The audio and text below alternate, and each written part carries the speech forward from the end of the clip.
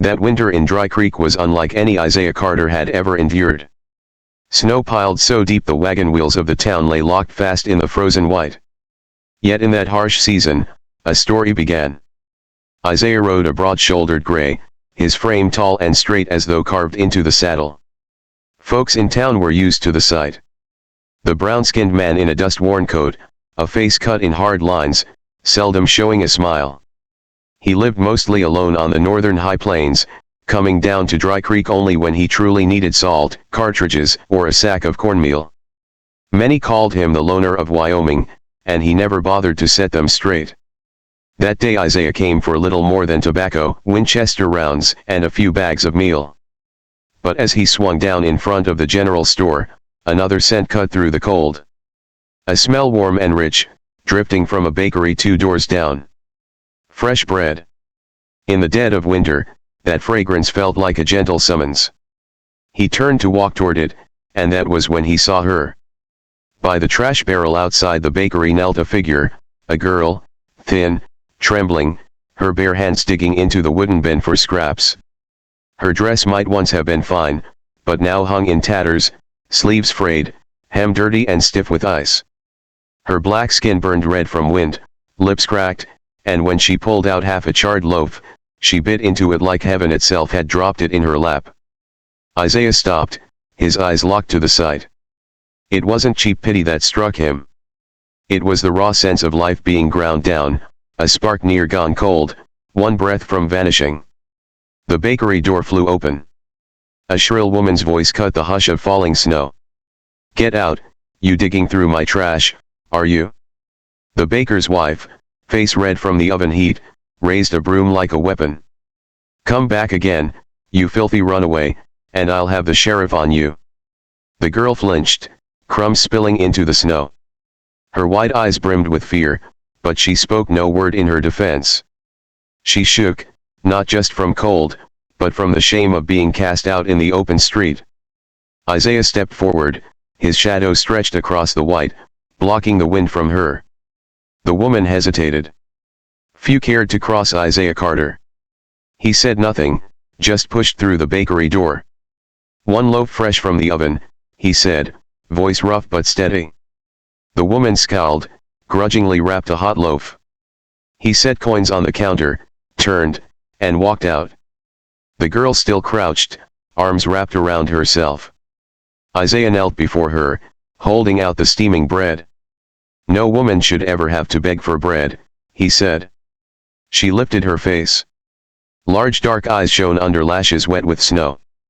In them he saw more than hunger. He saw exhaustion mixed with a stubborn pride, a flame flickering in storm winds.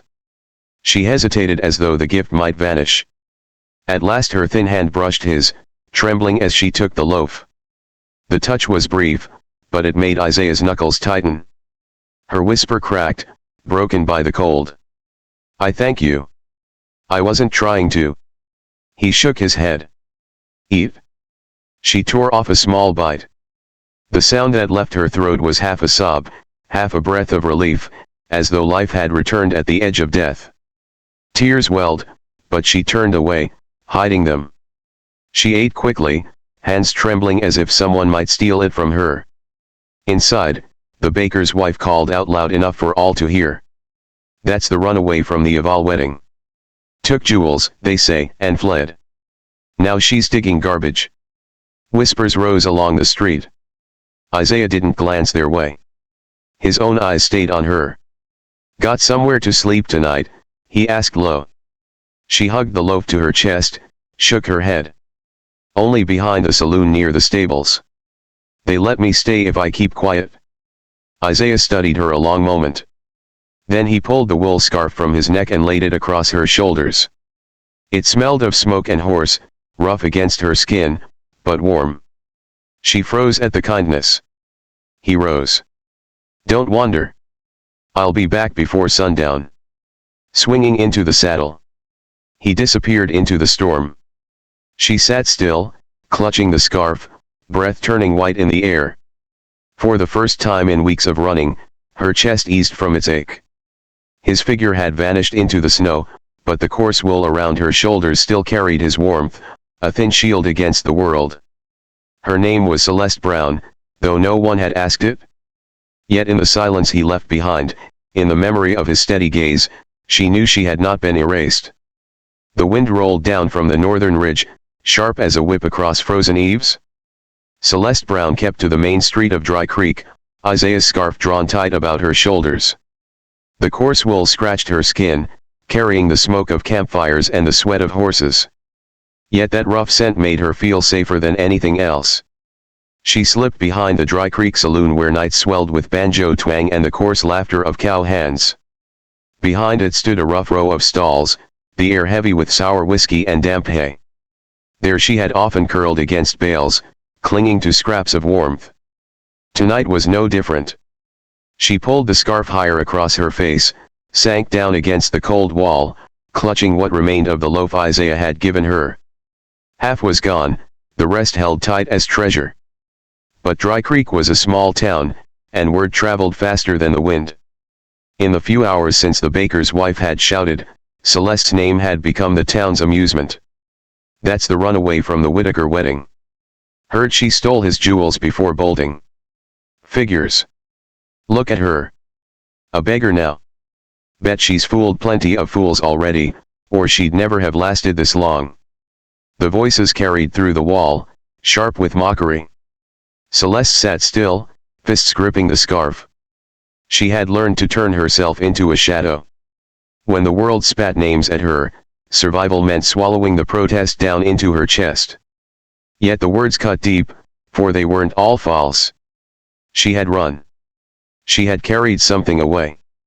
But not jewels, only her mother's keepsake, something no one had the right to take. The moon rose, spilling a pale light into the alley. Cold drew her breath in quick white clouds, each one fading fast as though her life itself thinned with it. Hugging her knees, she whispered broken prayers. The sound came first as footsteps, measured, deliberate, meant to be heard. Celeste stiffened, fingers groping the hay for the splintered plank she kept hidden. Her heart hammered, ears straining as though each beat were a drum in the stillness. A figure broke through the moonlight. Tall, lean, a wide hat dusted white, shoulders burdened with storm. She knew him instantly. Isaiah Carter. He said nothing at first. He simply stopped, watching her a moment. Then he lowered himself, unrolled a folded wool blanket from his shoulder, and set it across her lap. Celeste froze, lips parting without a sound. He did one more thing. From his coat, Isaiah drew a knife. Small steel handle worn smooth. The blade catching moonlight sharp and bright. He placed it at her feet. No word of explanation. Her eyes widened, her hand still clutching the broken plank. Isaiah tapped his glove against his knee. Voice low.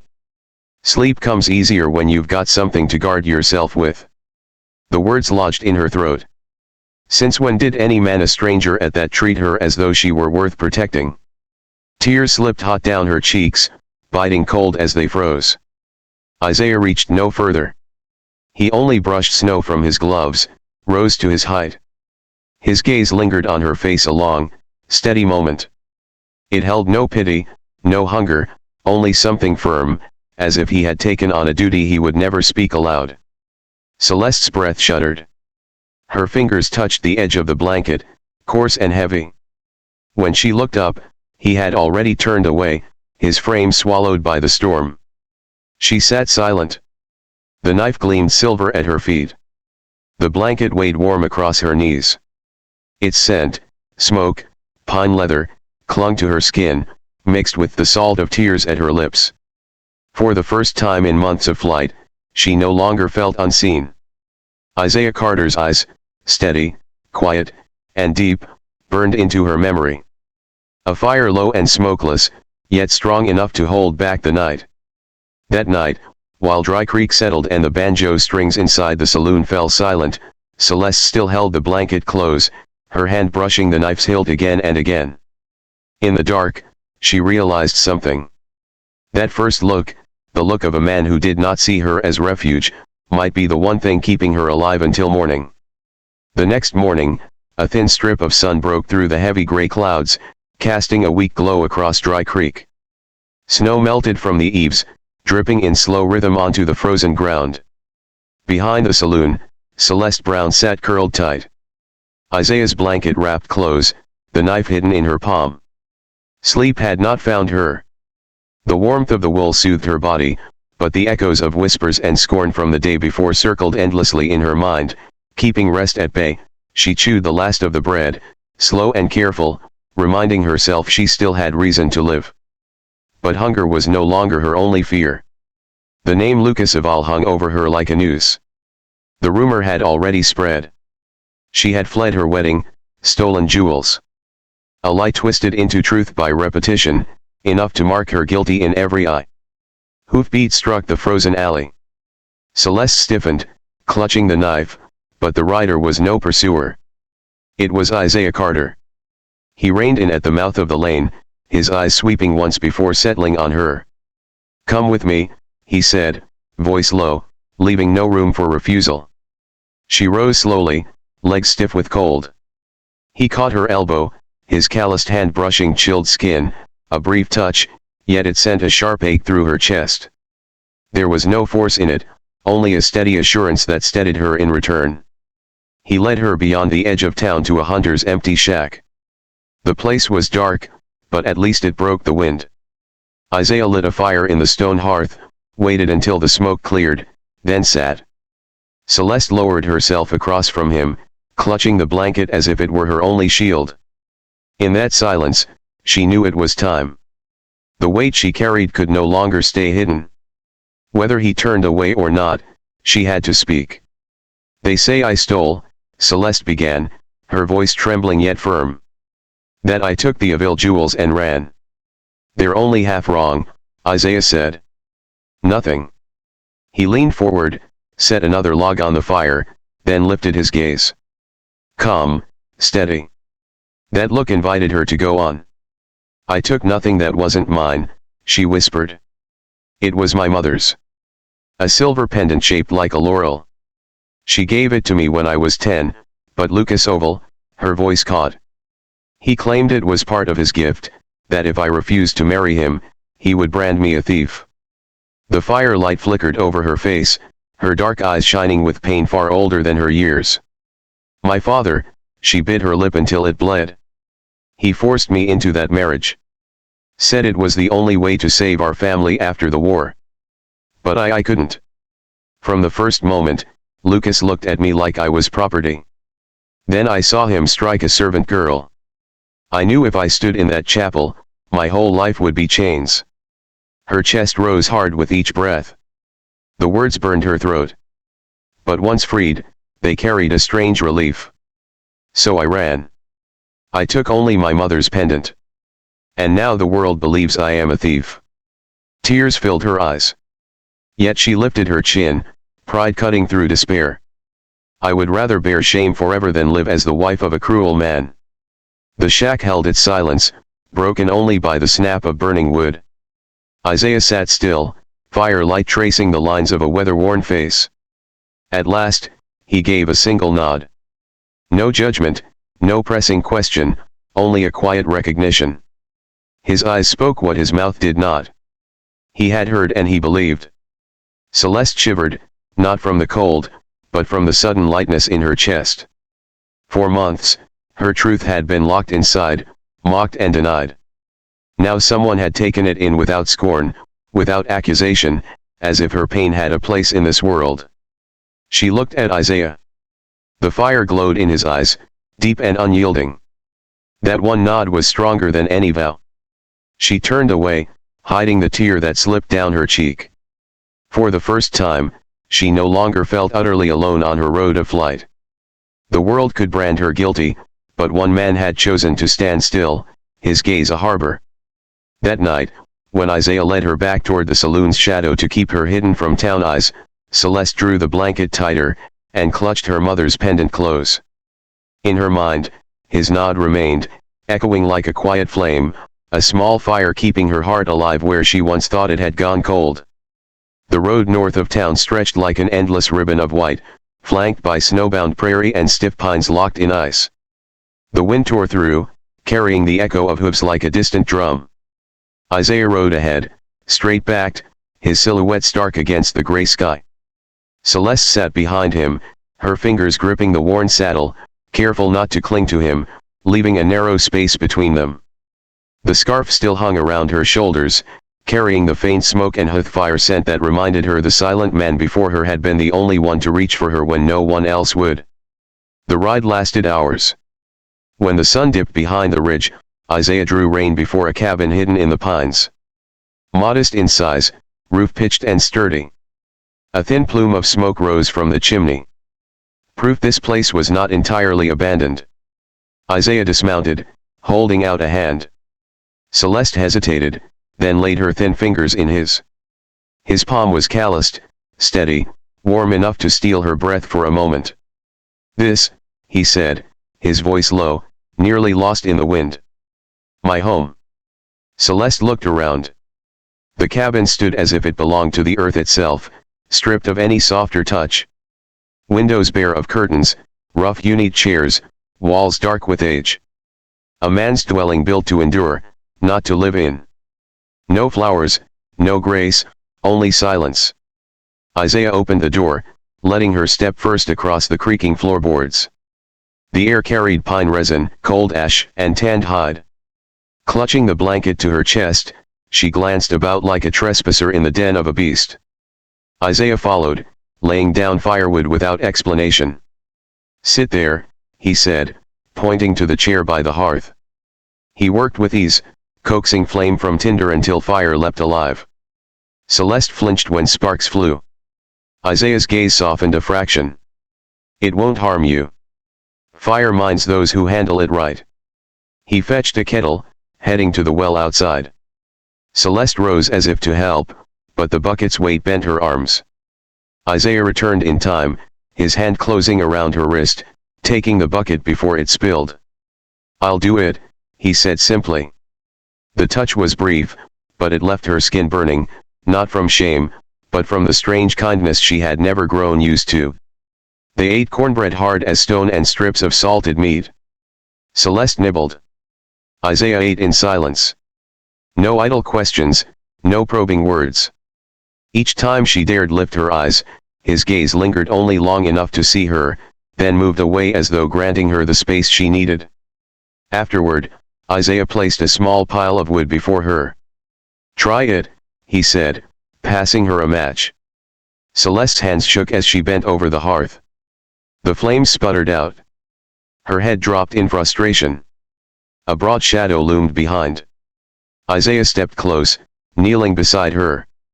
His breath warmed her ear as his large hand covered hers, guiding her motion. "Not too close," he murmured. "Give it air." The sung fire caught flared bright dancing in her dark eyes. Celeste lifted her face and in that glow met his gaze only inches away. His face bore the scars of weather and years. Yet his eyes were steady as winter skies. For a moment her heart stumbled. Isaiah drew back first, leaving her the space again. She sat frozen, her hand still tingling where his had steadied it. Night fell. The fire's glow painted the walls in amber warmth. Celeste remained wrapped in the blanket, unsure where she belonged. There was only one bed, narrow, straw-filled, covered in a thick hide worn by winters past. Her eyes flicked from bed to floor. She stammered. "I can sleep here near the fire. You don't need to give up." Isaiah didn't answer right away. He crouched, spread his own blanket flat across the planks by the door. Indifferent to the draft that crept through the gaps. Straightening, he met her eyes, voice rough. "This is my house. Guests take the bed." Celeste opened her mouth to protest, but his gaze allowed no refusal, not force, but certainty. She yielded, perching on the bed's edge, clutching the hide tight. Strange yet in the cabin's fragile warmth, her body eased, unburdened for the first time since her flight began. Isaiah lay on the floor, his back to her, blanket drawn to his chest. He spoke no further word. The fire dimmed, shadows lengthened.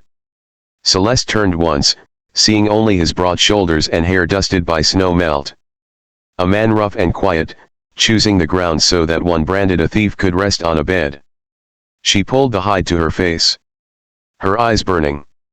For the first time in months, she lay upon a real bed, hearing the winter wind at the eaves, and inside her heart stirred one fragile truth. Perhaps she had not been wholly abandoned. The first days in Isaiah's cabin passed slowly, though never easily. Celeste Brown had never known the frontier life of self-reliance.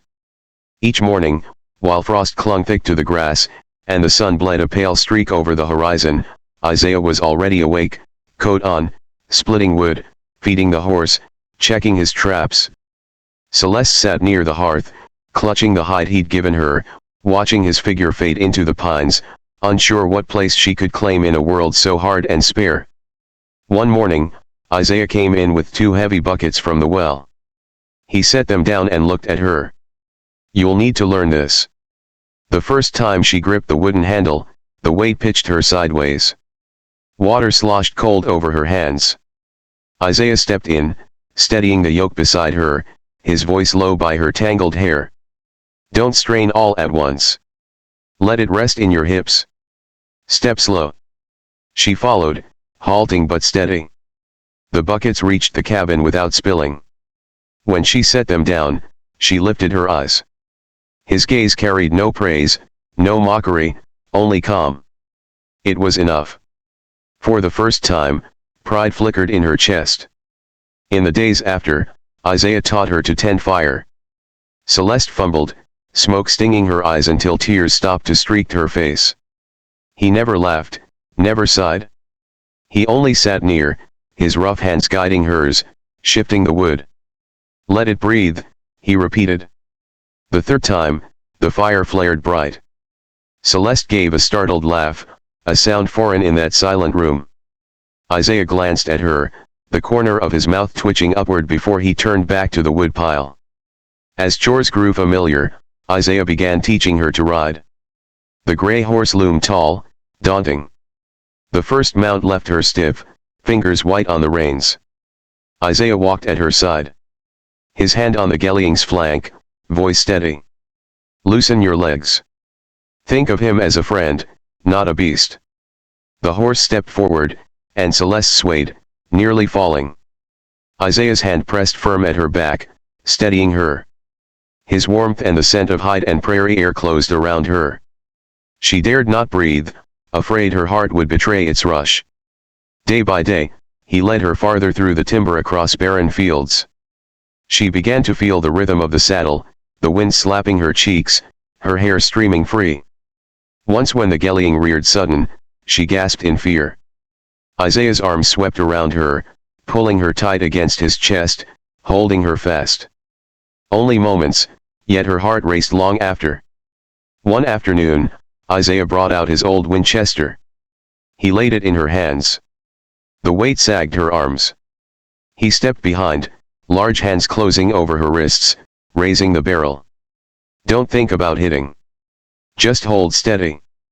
The cold of steel mingled with the musk of horse and leather. His breath warmed the back of her neck. "Sight with your eyes, but hold with your heart. Don't shake."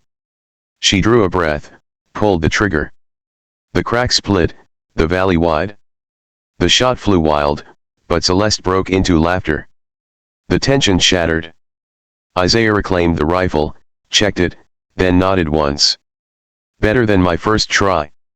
The rare words brought heat to her cheeks, her pulse racing. In the cabin, they shared the work of meals. Celeste had never known a wood stove or iron pot. Her first cornbread burned bitter. Isaiah said nothing, only poured her a cup of milk and set it before her. "Do it again." No rebuke, no weariness, only patience that filled her chest with quiet gratitude. The second attempt baked golden. Celeste smiled shyly, lifting her head to find his eyes on her. In the firelight, his gaze lingered longer than usual, a silent acknowledgement of her effort. Day followed day. Water carried, fires coaxed, saddles mounted, rifles steadied, bread baked. Small tasks, yet each one bound Celeste closer to the life she had never imagined. And beside her was a man of few words, with eyes like deep stone and hands that always reached at the moment she faltered. At night, on the straw mattress under the hide, Celeste lay listening to his weight shifting on the floorboards. In that darkness she understood.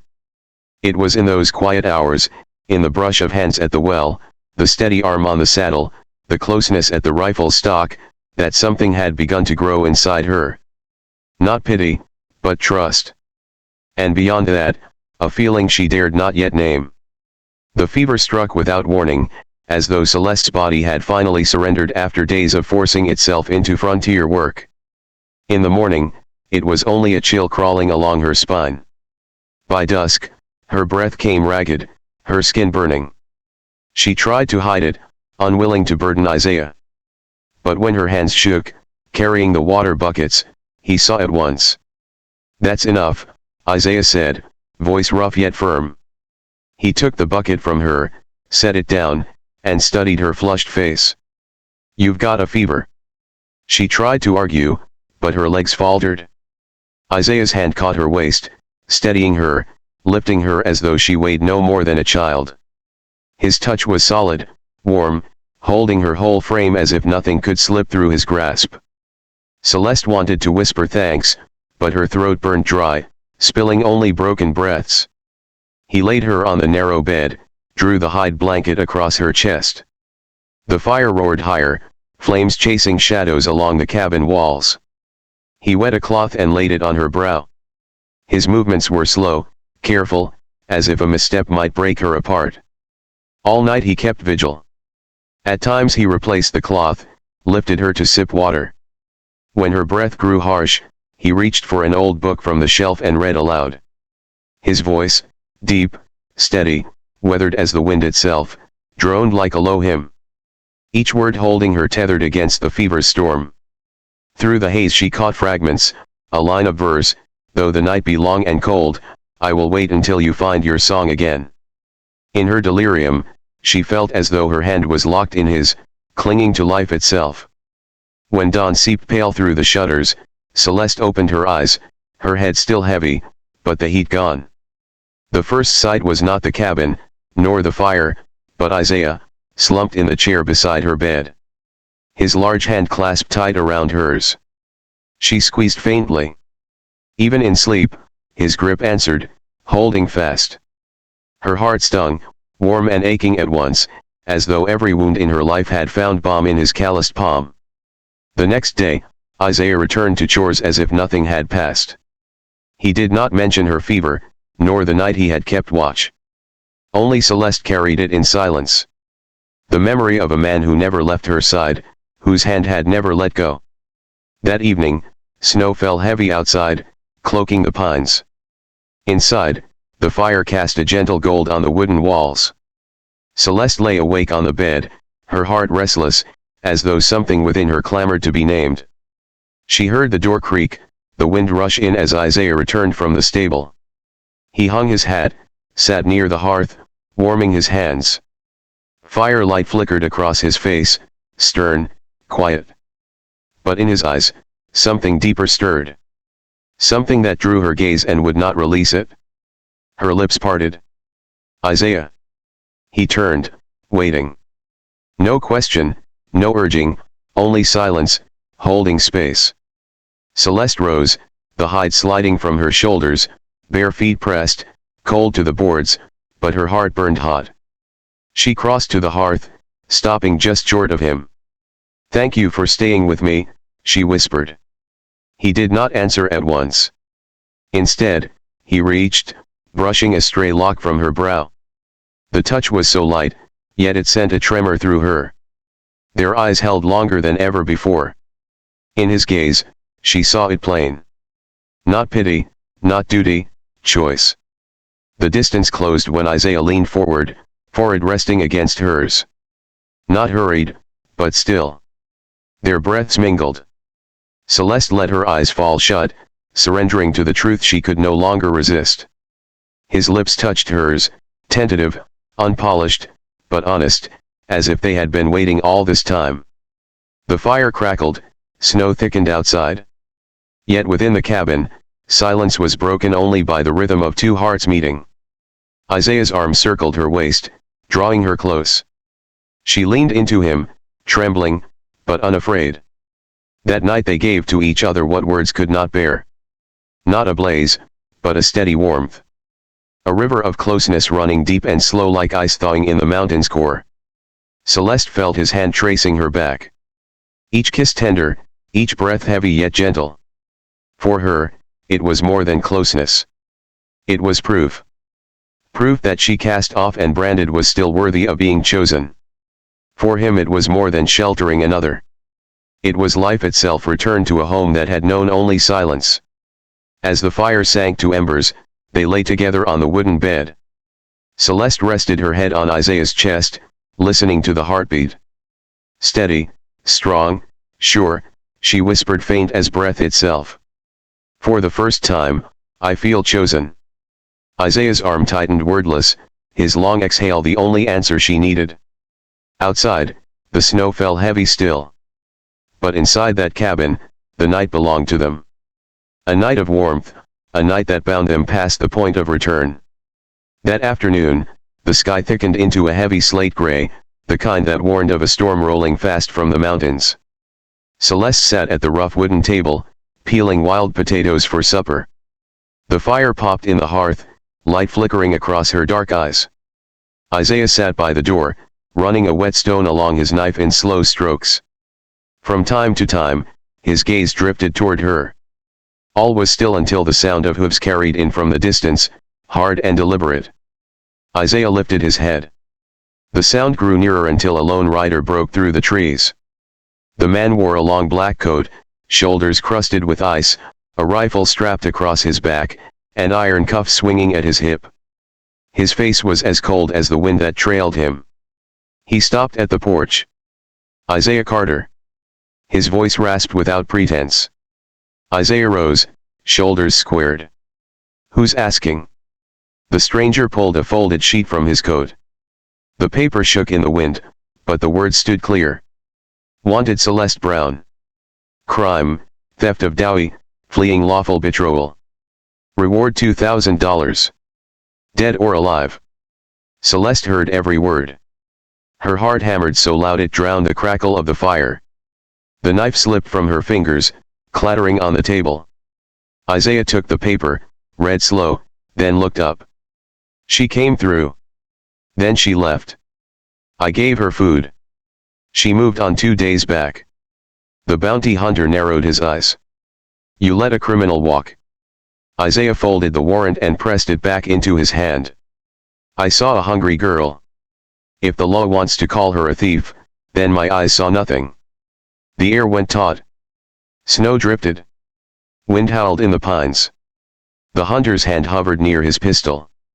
Isaiah didn't flinch. Their stares cut like steel blades drawn edge to edge. At last, the man sucked in a breath and tugged his re. If she shows here again, Carter, you'll answer for it? He jerked his horse around, hooves pounding the frozen trail until his figure vanished into the storm. Isaiah stood watching, waiting until the rider was gone. Then he turned back inside only to find the bed empty, the back door ajar. Celeste was gone.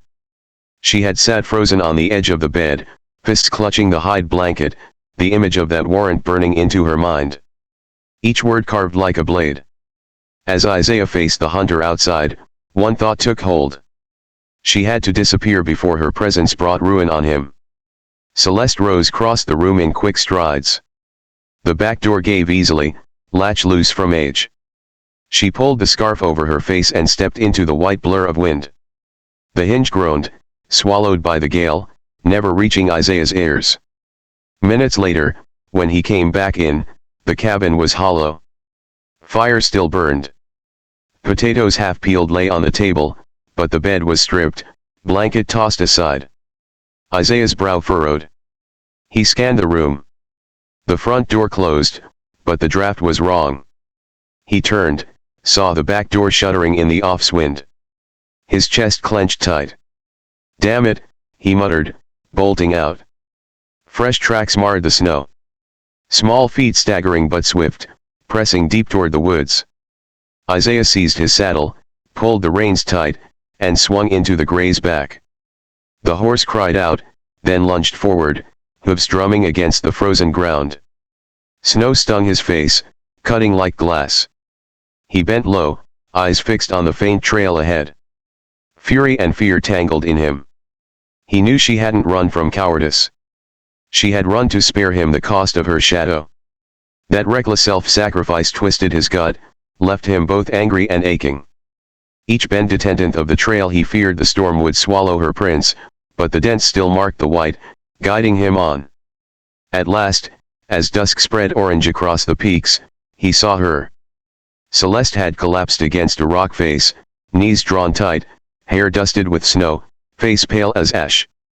Snow fell heavy, blanketing the narrow valley in white. In the fading light, the gorge opened like a wound in the earth, a dark cleft swallowing the wind. Isaiah urged his gray deeper inside, the horse's breath steaming into the storm. Hoofbeats echoed against the frozen walls, guiding him to the figure he sought. There, beneath an outcropping of stone that gave scant shelter from the storm, Celeste sat curled tight, arms wrapped around her knees, her thin dress clung damp with melt, her hair tangled, her eyes red from cold and weeping. At the sound of hooves, she lifted her head, gaze a mix of shock and despair. "You shouldn't have come after me," she rasped, voice raw as stone under wind. "I only bring you trouble. I'm not worth saving." Isaiah dismounted, each step sinking deep, heavy as a drum beat. He knelt before her, his dark eyes fixed on her tear-streaked face. "Celeste," his voice low, unyielding. "I don't need your innocence. I need you here." The words rang in the gorge, carried by the storm's howl. Celeste froze, lips trembling. She shook her head, tears spilling fresh. "You don't understand. To them, I'm a thief, a runaway bride. They'll never forgive me. And if you stay with me, you'll bear their scorn, too."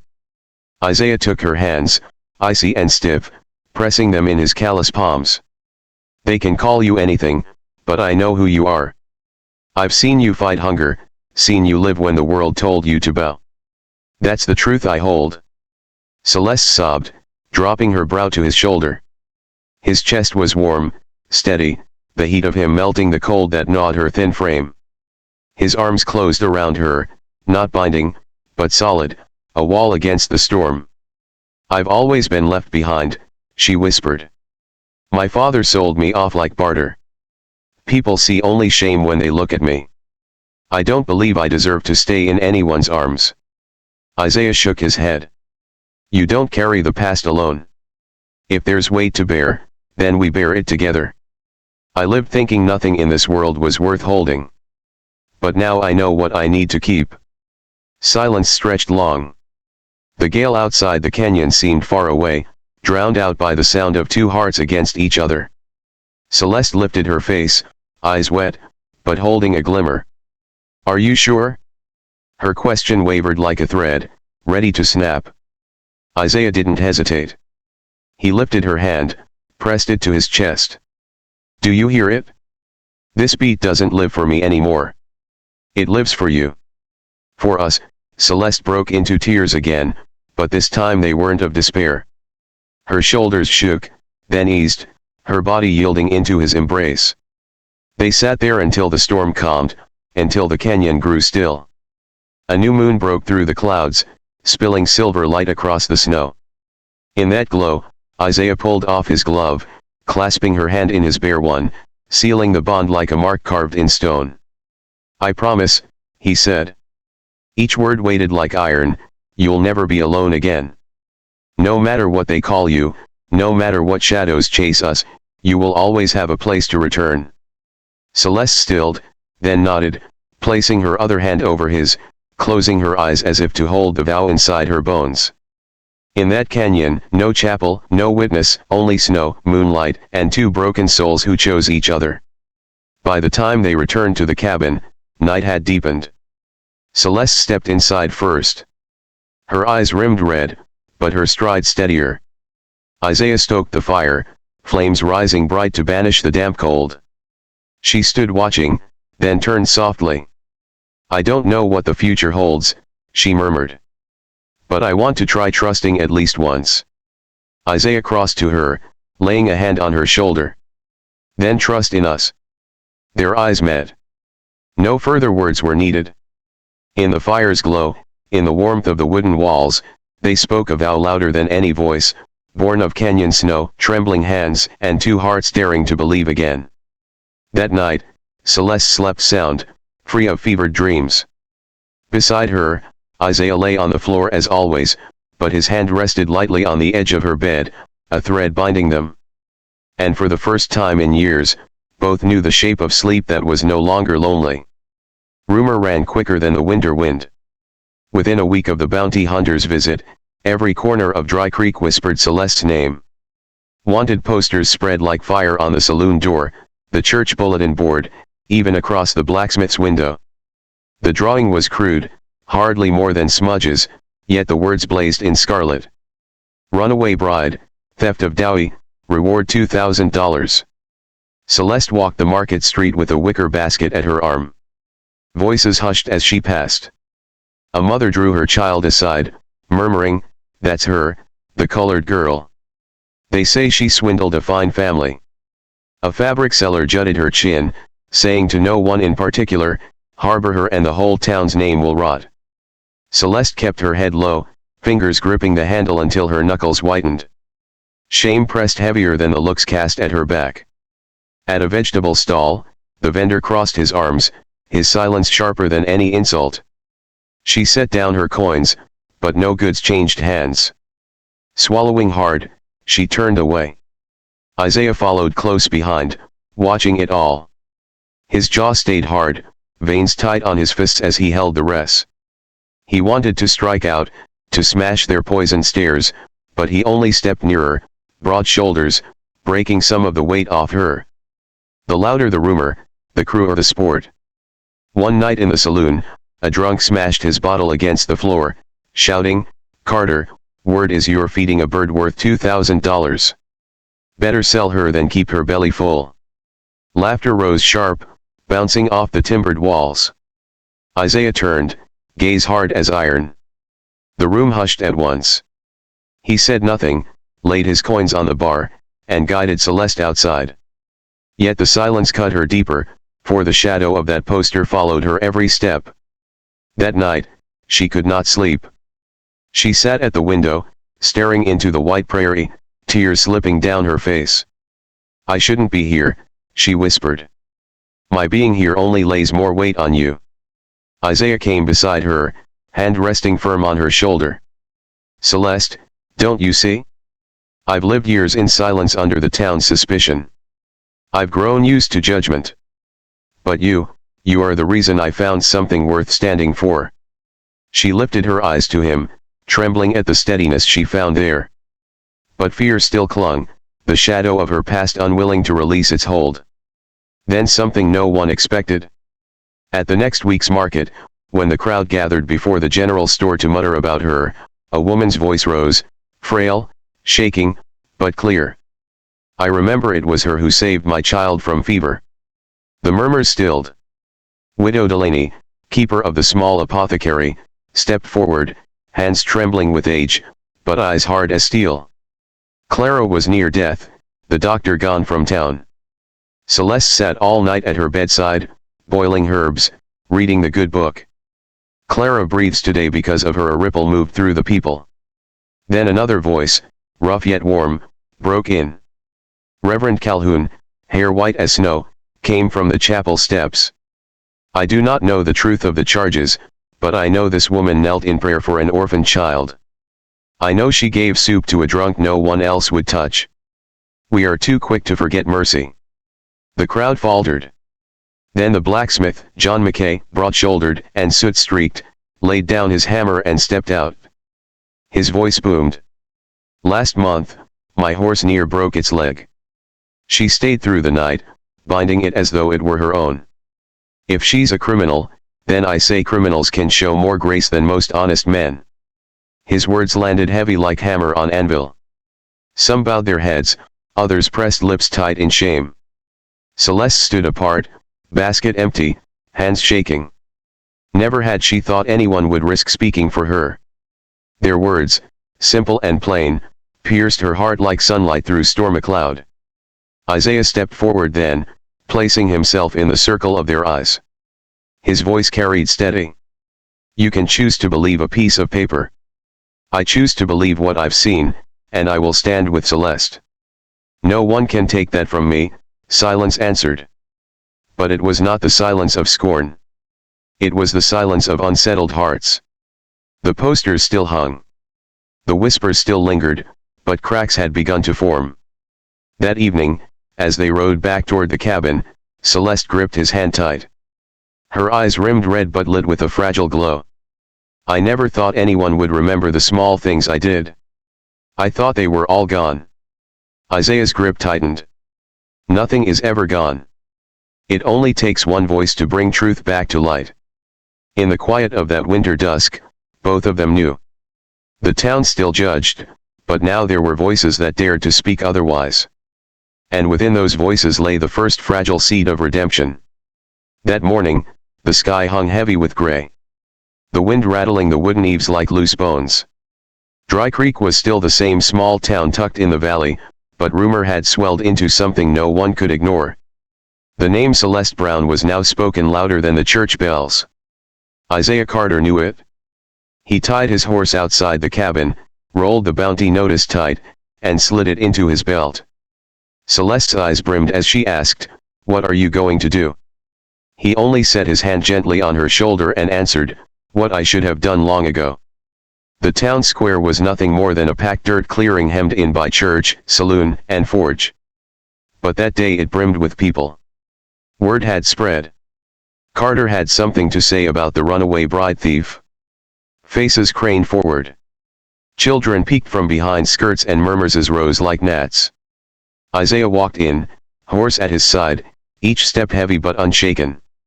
He stopped dead center, pulled out the bounty sheet, and raised it high. The paper flapped in the bleak wind. Wanted Celeste Brown stark against the dim light. This, his voice rang out, is what you've been whispering all week. This is the sentence a stranger wants to press on this town. But today, I say no more rumors. Today we face truth. From the front row, a man barked. What truth? Black ink on white paper ain't enough. Isaiah's eyes swept across them. This was written by a rich man in Georgia. A man with money, with power, but who's never set foot on this soil. And me? He clenched the paper. I've lived with her. I've seen her.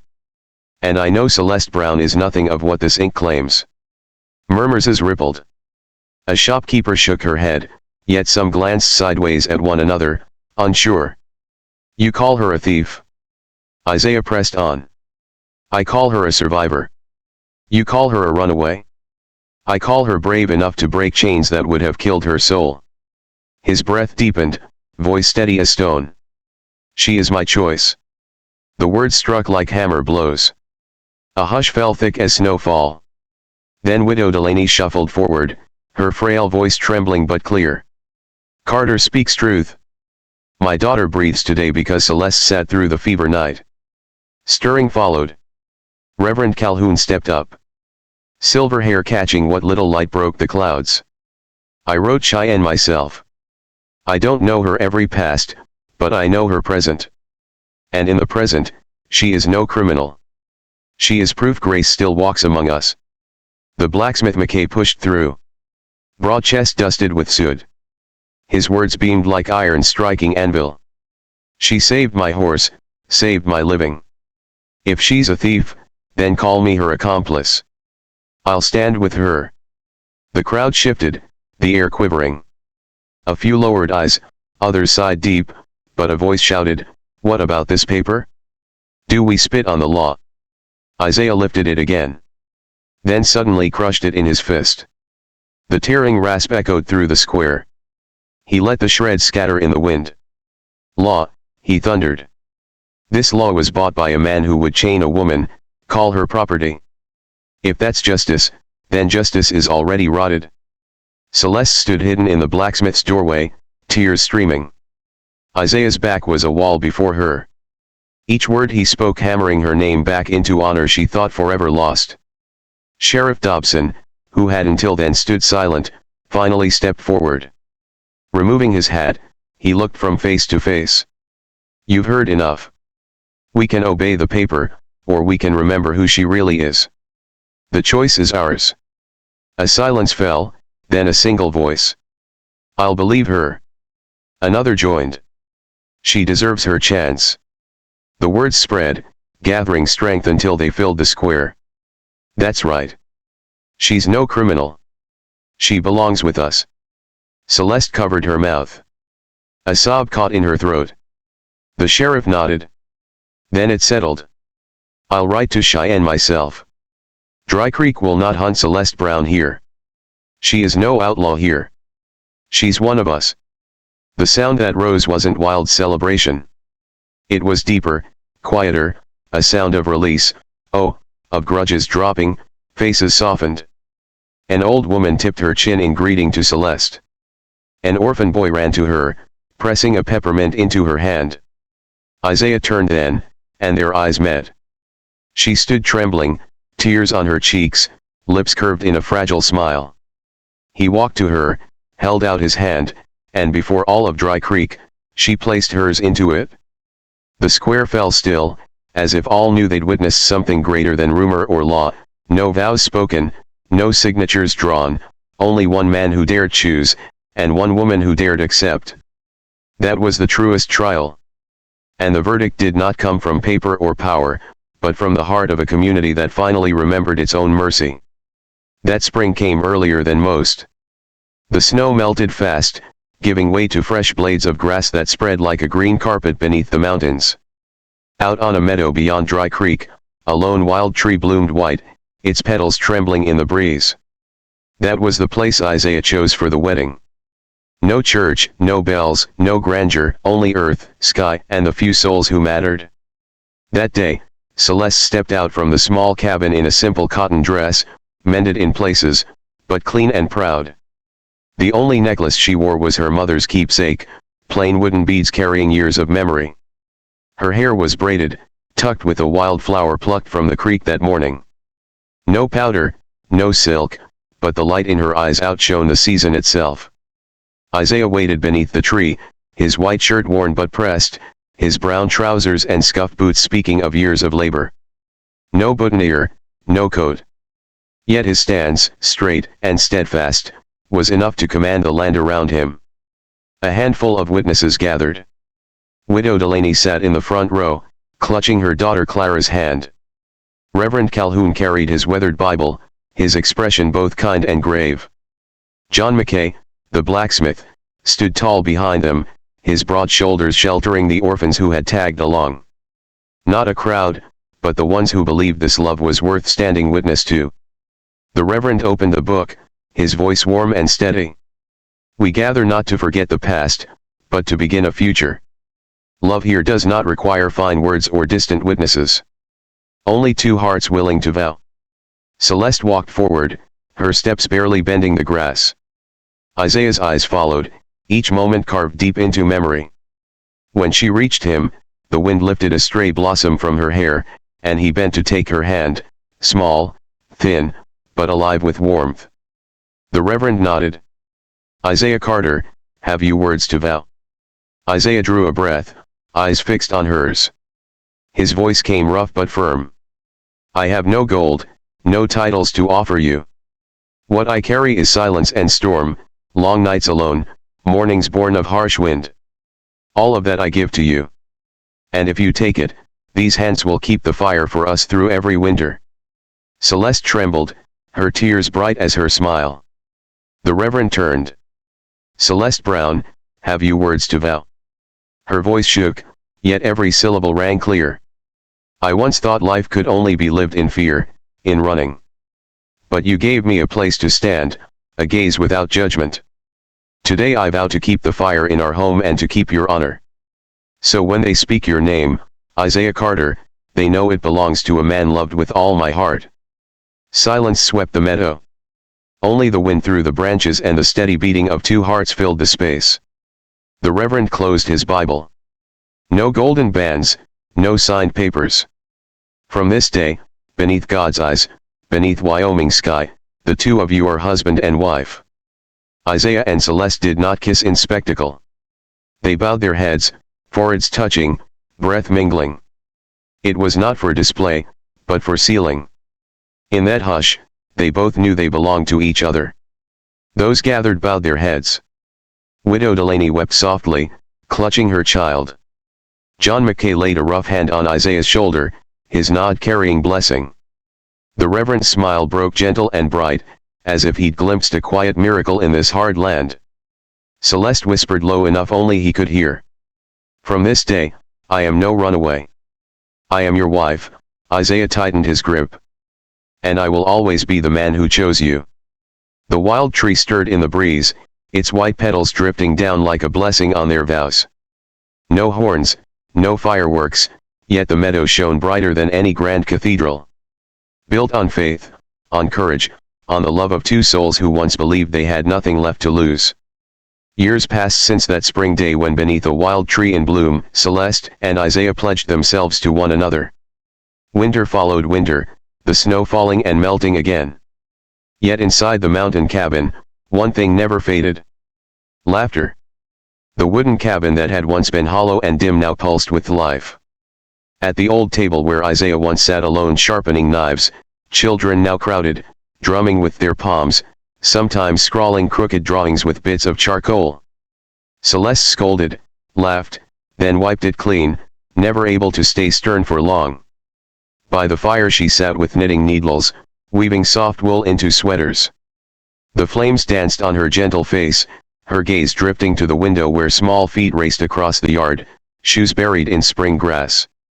The eldest boy, a mirror of Isaiah with dark, steady eyes, pulled his younger siblings along, their laughter ringing out like silver bells. Isaiah, tall and lean as ever, though streaked now with gray, worked in the wood shop. His callous hands guided the chisel, each stroke firm. Before him lay a cradle for their youngest. Into its side he carved wild flowers, the same blossoms that had fallen into Celeste's hair on their wedding day. Each mark carried memory. Each curve a vow that their children would grow in peace wrested from storms and judgment. One afternoon, Celeste stepped inside, unfinished knitting in hand. She paused, watching him carve a small sprig of clover. "You still remember?" she asked softly. Isaiah lifted his eyes, steady as stone. "I remember it all. You in the snow clutching bread as if it were treasure. The day you looked at me as though I truly saw you. This cradle ought to bear those marks." Her hand rested warm on his shoulder. They said no more. Yet the silence held more than words could carry. That summer townsfolk from Dry Creek came often. No one whispered of warrants anymore. They came seeking Isaiah's tools, Celeste's herbs, or simply the joy of children's laughter echoing across the yard. The cabin, once a place of solitude, now belonged to the community. Widow Delaney arrived with baskets of pastries to help the little ones grow. Reverend Calhoun visited to teach letters, carving alphabets on wood blocks. John Mackay, the blacksmith, dropped to the floor for tug-of-war with the children, red-faced in defeat, but roaring with laughter. Celeste watched it all, heart swelling with a strange knowing. This home was no longer only for their family, but for all who needed shelter. She remembered the girl she once was.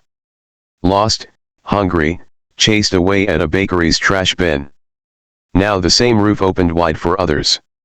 One evening, as the sun dipped gold over the fields, Celeste sat on the porch with a nearly finished sweater in her lap. Isaiah stepped out, setting down the new cradle beside her. The sunset glowed across the carvings. Wild blooms, clovers, and two hands entwined. "It's beautiful," she whispered. Her soma, fingers tracing the grooves. Isaiah nodded, then revealed a wooden plaque. Into it he had carved, "Where a loaf was given, a home was born." Celeste froze. Tears welled, spilling hot down her cheeks. She remembered that snowy day, the bread Isaiah had placed in her hands. From that small act had sprung everything. A house, a family, a legacy. She turned, her smile trembling yet radiant. "We did it?" Isaiah laid his rough hand over hers. He said nothing, but his eyes, deep, unwavering, spoke all the answers she needed. In the years to come, the plaque hung above their door. Travelers paused to read it, a reminder that kindness could begin an entire life anew. Children raised beneath that roof grew up with memories of tenderness and resilience etched in their hearts. One late afternoon, as flocks crossed the sky in migration, Celeste held their youngest, humming a lullaby. Isaiah Whitley laid nearby, his gaze slipping off into the meadow where the older children played.